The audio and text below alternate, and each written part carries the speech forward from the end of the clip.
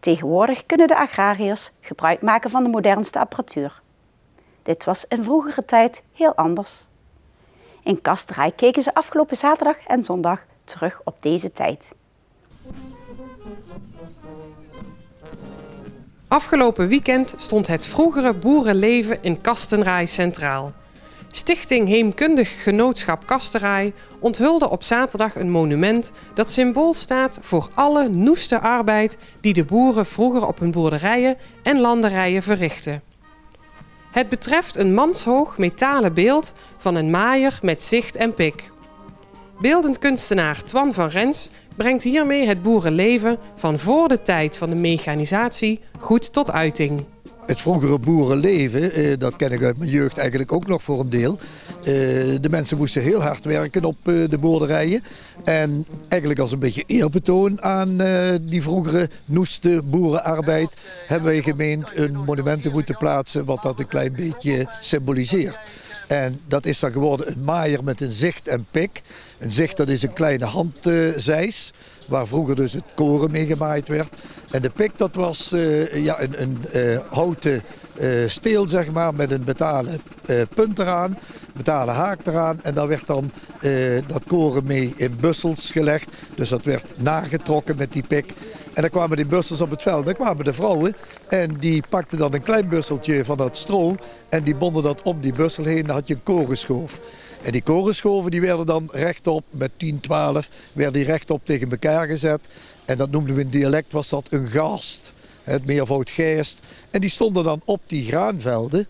En uiteindelijk kwam de boer dan met zijn paard en wagen. Als die goed gedroogd waren, dan werd die opgeladen. En dan werden daar de stroommijten van gemaakt. En nou staan er in Kasterij aardig wat kunstwerken. Komt deze er nog wel bij? Ja, Kasterij is toch wel wat groter dan veel mensen denken. In ieder geval qua oppervlakte. Qua inwoners erg klein, 780 inwoners ongeveer. Zijn dus niet zoveel. Maar we hebben flink wat oppervlakte, dus er is altijd nog ruimte om een monument in de publieke ruimte te plaatsen. En ja, wij vinden dat zelf als heemkunde vinden we dat mooi, omdat we op die manier de geschiedenis van het dorp uitdragen. Elk monument dat vertelt eigenlijk een stukje historie. Bij heel veel van die monumenten hebben we ook een infobord staan.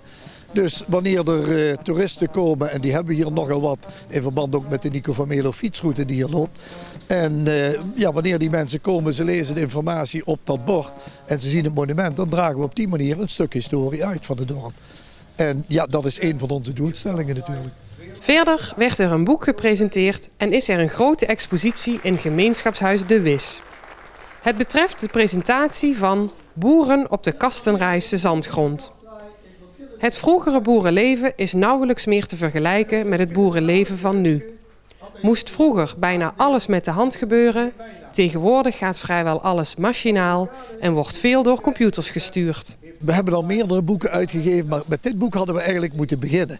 Want we stammen oorspronkelijk allemaal af van de boerensector, zeg maar. Oorspronkelijk waren het allemaal boerenmensen. Ze moesten hun eigen voorzien in hun eigen voedingsmiddelen. Nou, en omdat dus hier ook Kasterij van oorsprong zeg maar een puur agrarisch dorp is, hebben wij gemeend van ja, daar moeten we in ieder geval ook een boek van schrijven.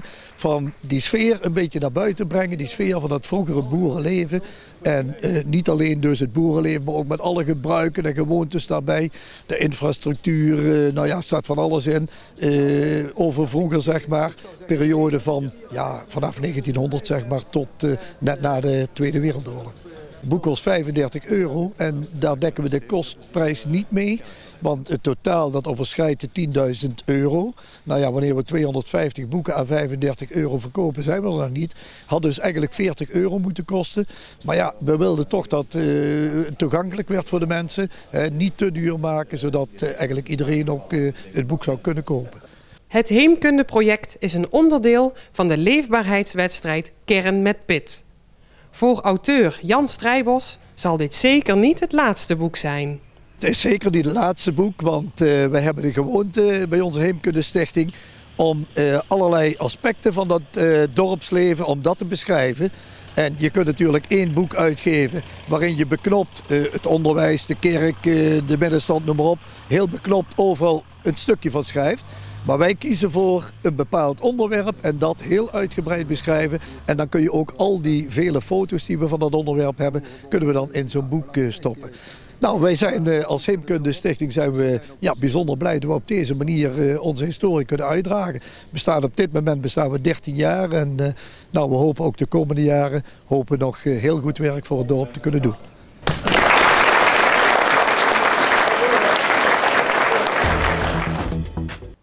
Ze zijn nog maar net samen bezig, maar staan nu al op een groot festival. De 16-jarige Tim Albers en Joes van Dongen openen als DJ-duo Xenadon aanstaande zondag het dancefestival Stereo Sunday. Tim en Joes zijn samen nog maar zo'n 3 maanden bezig met het maken van housemuziek. Tim begon ongeveer een jaar geleden met het maken van elektronische muziek en een paar maanden geleden ging hij samen met Joes aan de slag. De 2 Venrayse jongens maakten in een nacht een mix en stuurden die op als inzending voor de DJ-contest van Stereo Sunday. Tot hun grote verbazing gingen ze door naar de volgende ronde en wonnen ze uiteindelijk de contest. Voor de Venrayse DJ's is het allemaal nog een beetje onwerkelijk. Ja, dus eigenlijk, we kunnen het nog niet echt realiseren en zo. Nee. Het gaat er nog niet echt in. Ook zeker omdat de eerste optreden is van alles wat je wil gaan doen. En dan is dat gelijk Stereo Sunday. Als duo met de naam Xenadon openen zij zondagmiddag de mainstage van het festival. Het evenement trekt jaarlijks zo'n 25.000 bezoekers. Ter voorbereiding repeteren de nieuwe DJ's de set die ze zondag gaan spelen. Tim en Joes zijn nog niet zenuwachtig. Ze kijken vooral erg uit naar hun allereerste optreden. Nou, ik hoop een boel mensen en een goede sfeer. Niet dat iedereen stil staat te kijken. Dat het gewoon echt een beetje losgaat. Dat wij niet met z'n tweeën daar staan, zeg maar. Dat vind ik wel belangrijk. En natuurlijk plezier erin hebben. Maar dat komt wel goed. De Venraynaren maken de muziek echt helemaal samen. En dat is bijzonder, want er zijn niet heel erg veel DJ-duo's. Toch levert de samenwerking tussen Tim en Joes bijna nooit discussies op. We kunnen hier een writer misschien ondergooien. Ja, als hij met veel reverb kan. Ik heb er eigenlijk nog nooit last van gehad, behalve hadden we 1 keer een intro. En dat vond hij vond het super vet klinken en ik werd er echt helemaal down van. En toen hebben we het toch maar aangepast. Toen hebben we iets gepakt dat er tussenin zat. En uiteindelijk klonk het toen wel beter. Stereo Sunday is op dit moment het eerste, maar ook het enige optreden wat op de planning van Xenadon staat.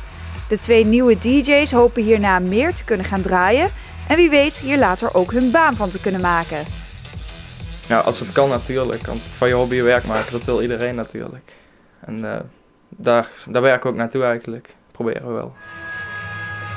Het optreden van Tim en Joes start op zondag om 12 uur 's middags. Het festival is gratis te bezoeken en vindt plaats in het Juliana Park in Venlo.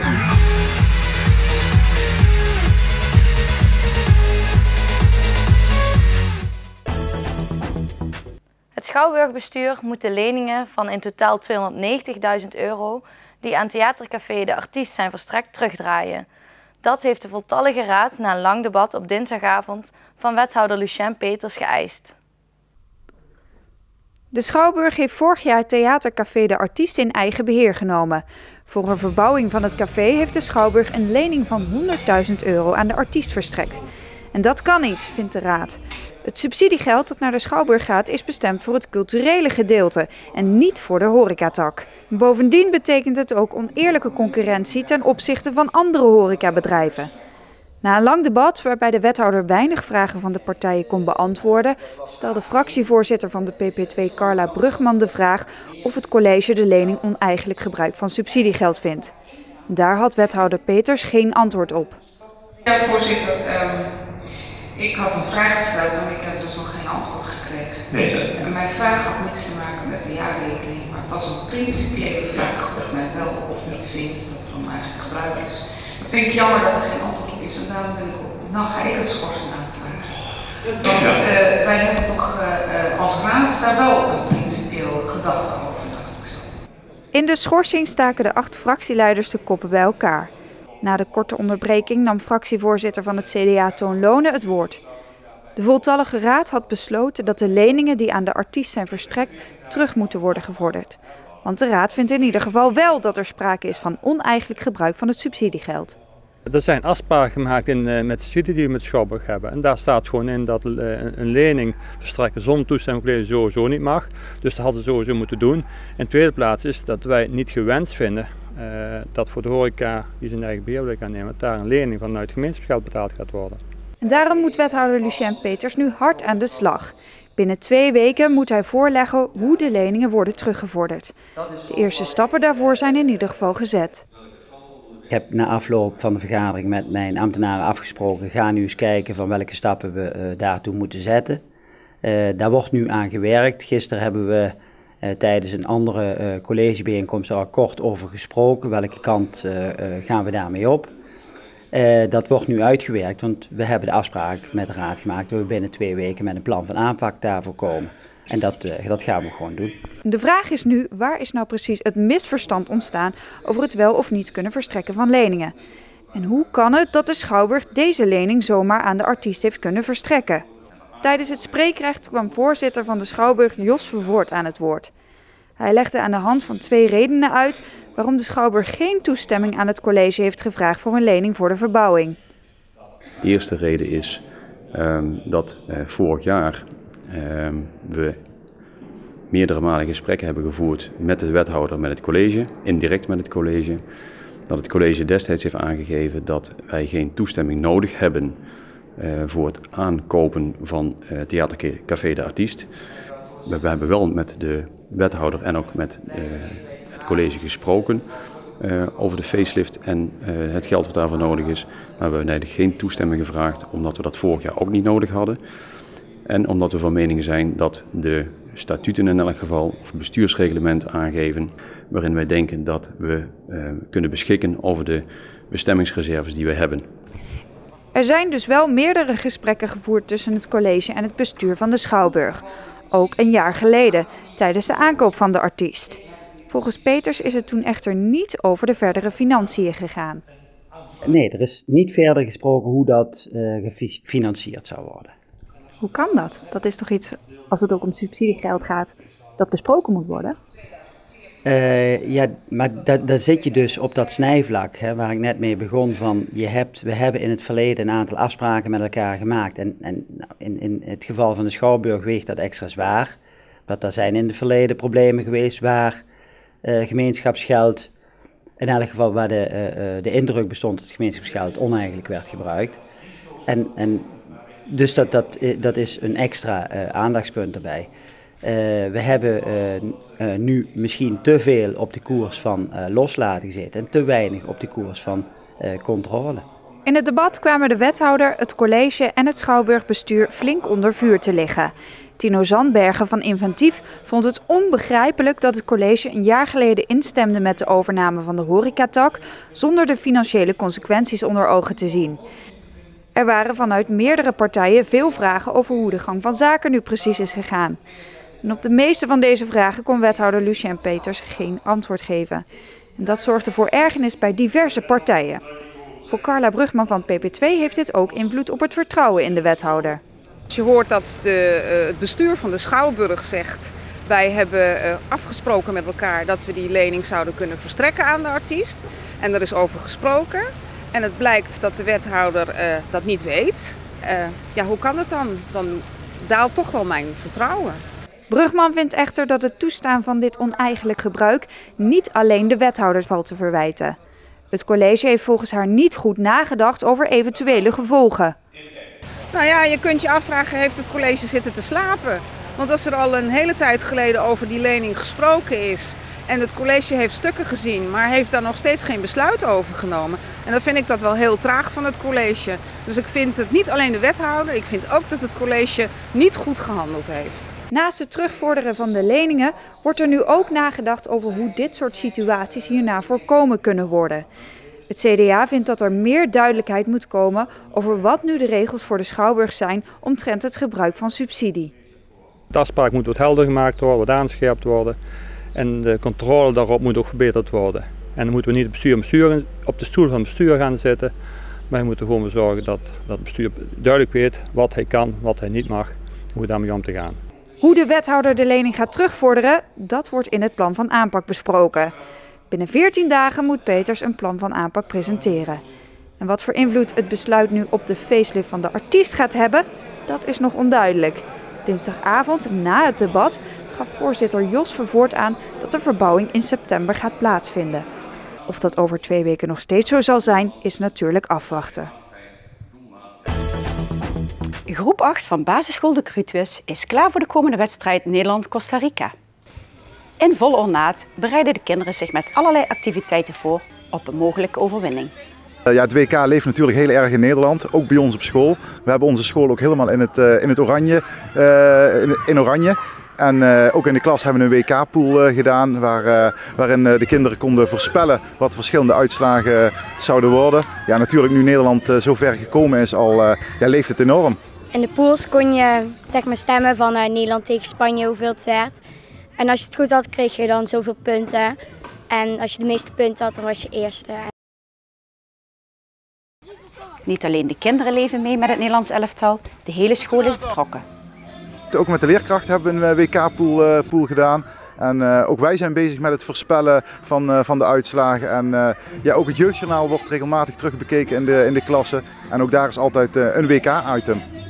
Over wie de beste speler is van het Nederlands elftal zijn de leerlingen gelijk gestemd.